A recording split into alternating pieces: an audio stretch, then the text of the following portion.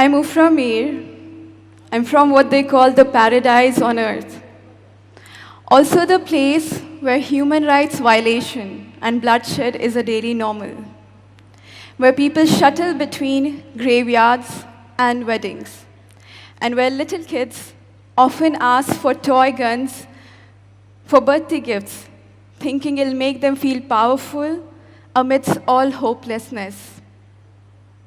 Yes, I'm from Kashmir. Coming from a conflict zone, I always yearned for positive peace building, coexistence, and holistic well-being for all. As Buna Muhammad once said, sometimes you find yourself in the middle of chaos, and sometimes in the middle of chaos, you find yourself.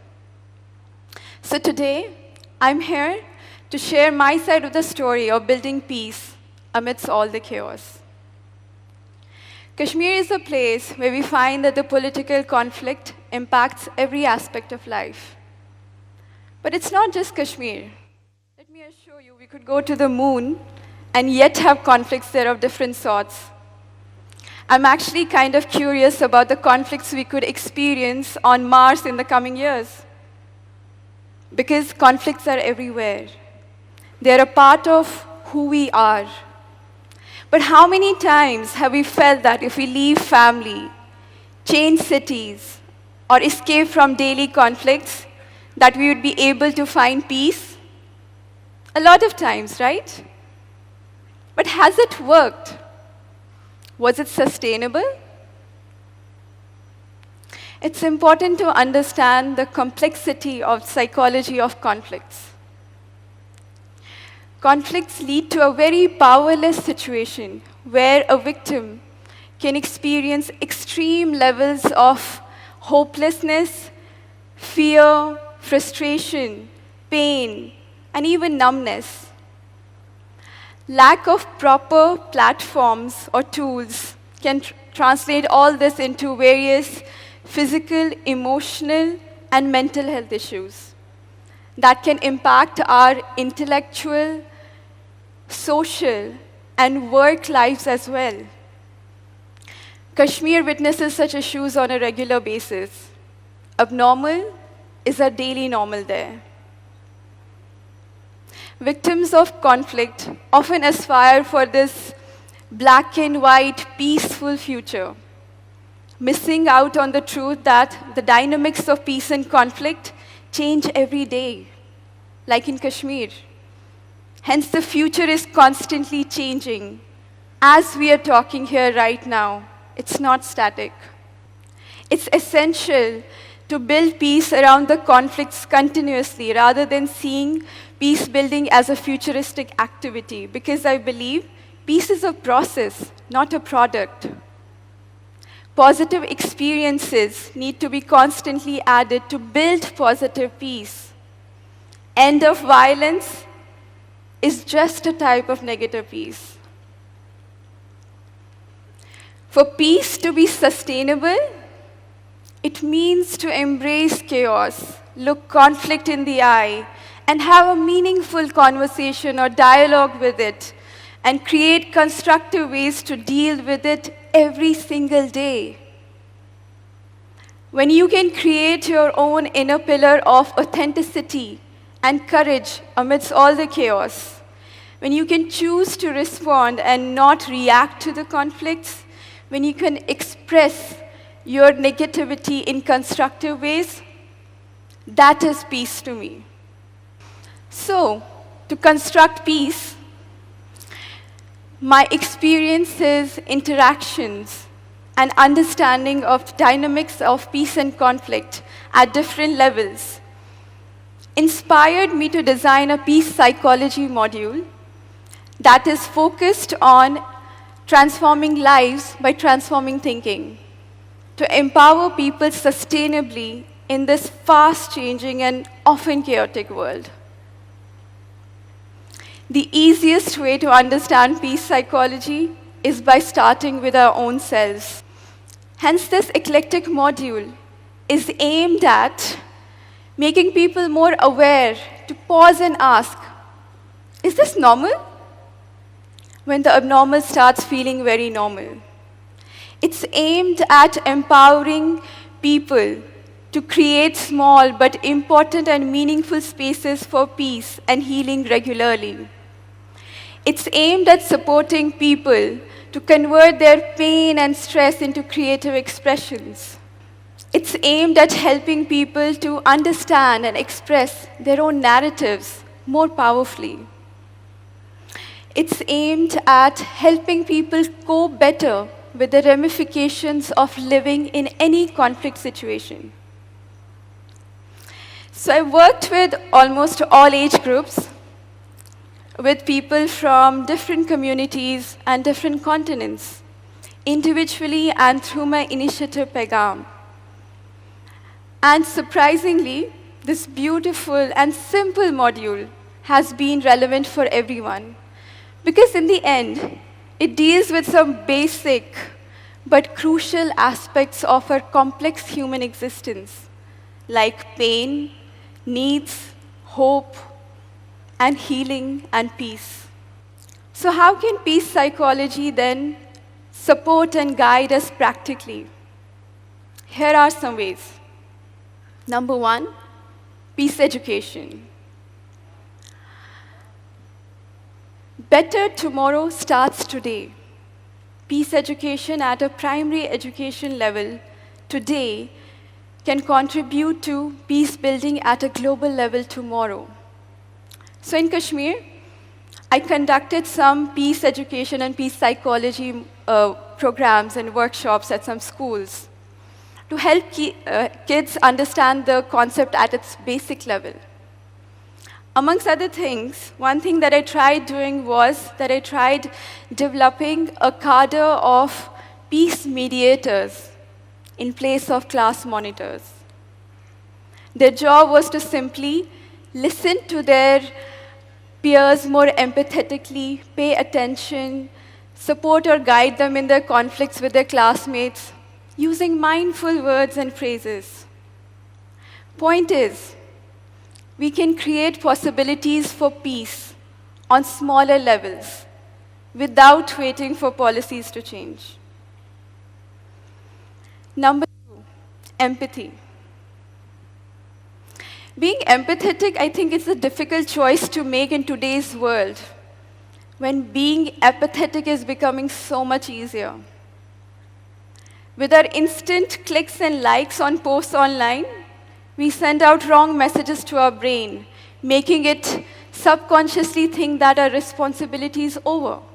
No, it's not over.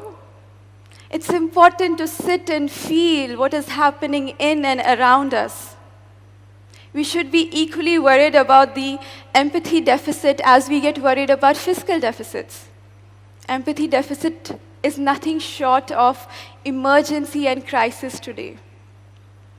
Being conscious, mindful, and reflective through empathy about everything around us is much needed today. And it all starts by practicing self-empathy first. Yes, self-empathy. Number three, emotional well-being. By a show of hands, how many of you here think that you are emotional? Can I just see some hands? Nice, great. Great to see that so many of you think that you're emotional and you're okay expressing that publicly.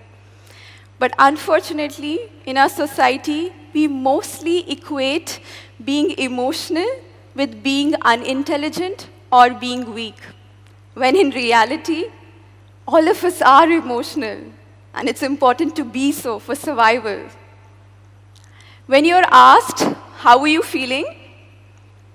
Most of you probably just respond saying, I'm feeling good or I'm feeling bad. But what if I told you feeling good and bad are not even emotions? We lack effective emotional vocabulary. And we often confuse one emotion with another. For instance, equating feeling low with feeling depressed at times, or feeling concerned with feeling angry. Our emotions help us understand our own needs, values, and interests, and the source of the stress, which is important to build peace in any conflict situation. Because conflicts usually happen when we don't understand our own and others' needs. So when you go back home today or go back to your offices, schools tomorrow, try replacing the usual, hi, how are you, how was your day, with, how are you feeling right now? And notice how it changes the responses around you. Number 4, creative thinking. I believe creativity comes from a place of chaos or dissatisfaction. And that's why where there is pain, where there is chaos, there is scope for creative expression. But when people are in conflicts and pain, they usually expect someone else to come and help them out or listen to them. I have found one of the most empowering ways to help people in pain and conflict is to help them listen to their own selves first. Help them talk to themselves. Help them listen to their own inner voice and intuition. And to do so, sometimes I ask them to express their emotions, their pain, their anger, on paper, through abstract drawings, using crayons or paint. And let me tell you, most find it difficult to do so at first. But once they do it, when they see their own inner world and their inner chaos on paper, they realize the importance of creative, healthy expression. Because it makes them feel light inside, it makes them feel empty inside, which then creates space for self-healing. Being conscious of your own imagination at the time of chaos is the key. When was the last time you held a piece of crayon or painted with your own hands to express yourself? Think about it. Number 5, spiritual and philosophical counseling. So the more I interact with people and their pain, I realize often the root cause of their emotional paralysis or internal conflicts is their existential crisis. They're simply confused about their meaning and purpose in life. And because we don't talk about these things in our schools or family space, many people end up believing they're probably just depressed or they're going through mental health issues. And in some cases, the crisis does translate into certain mental health issues. Some are lucky to resolve these issues at young age, but others end up with a midlife crisis. One of the simplest ways to support yourselves and others in this regard is by asking good, open-ended, critical questions that can give you fresh, reflective perspective on your own existential issues. A good question that comes from a place of empathy is empowering. It's like a gift that you can give to your own self and to others. So for instance, asking yourself, in what ways or through what activities can I create meaning in my life, is way better than asking, what is the meaning of my life? So these are the 5 ways that you can also try in your own lives. So despite being essential, peace psychology, due to mainly its change-making and qualitative approach, is yet to be fully understood and accepted. However, I slowly but surely do see people connecting with it more and understanding its importance as they share on a regular basis with me how this work is impacting their lives positively. So now, whenever you find yourself in the clutches of conflict, surrounded by chaos, struggling with crisis, and searching for peace, remember these things. Conflicts chaos, and stress might change patterns with time, but they, just like peace, understanding, and empathy, were, are, and will be a part of our human existence. So running away from them is simply not going to help. Number 2, peace is gray. It's not black and white. We cannot hold space for peace without holding space for chaos and conflicts. There's always that possibility. Number 3, we can only be peace once we accept that conflicts and chaos are actually a different side of the same story. Conflicts can be the best opportunities for us to deepen bonds and build more trust. All we need to learn is to be vulnerable and comfortable with them in order to deal with them more constructively. It then creates ripples of transformation and space for peace building. And that's what I try to do every single day. And that's what I would like to invite you to try as well.